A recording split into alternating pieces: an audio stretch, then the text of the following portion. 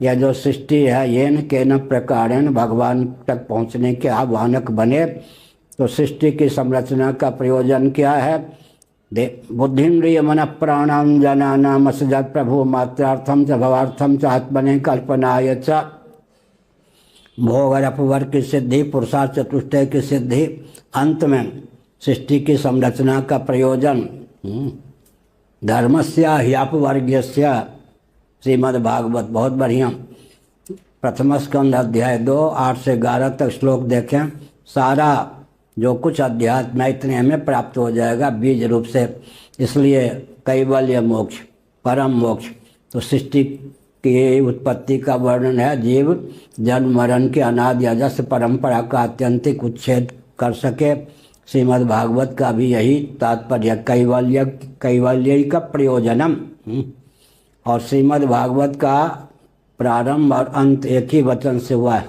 अंतिम अध्याय जो का जो अंतिम श्लोक है वो नवीन पाठ है श्रीमद् भागवत। प्राचीन पाठ में सत्यम परम धीमहि अंतिम पाठ भी है, उससे पहले के श्लोक। तो भागवत का प्रारंभ भी सत्यम परम धीमहि से होता है। धीमहि आर्षभ प्रयोग है, अर्थ होता है ध्यायेम। परम सत्य जो परमात्म तत्व है वह ध्येय है, उनका हम ध्यान करते हैं, ध्यायेम। अंतिम वचन भी श्रीमद् भागवत का यही है, सत्यम परम धीमहि, परम सत्य भगवत तत्व ध्यान करने योग्य। तो गीता भागवत का सारांश क्या हुआ? वेद्यम वास्तव वस्त्र वस्तु शिवदम तात्पर्योन्मूलनम और निगम कल्पतरोर्गलितम फलम। तीनों श्लोकों को मिला दें तो क्या अर्थ हुआ? भगवान ही ज्ञेय हैं, ध्येय हैं, यही ना। पान करने योग्य पिबत भागवतम रसमालयम मुहुरहो। ज्ञेय ध्येय पेय सब भगवान ही हैं। पेय माने निरावरण कर्ण कुर्णों से भगवत रस का श्रवण करें, ज्ञान प्राप्त करें तो भगवान का, ध्यान करें तो भगवान का, पान करें तो रसस्वादन करें तो निरावरण कर्ण कुर्णों से भगवत तत्व को सुने।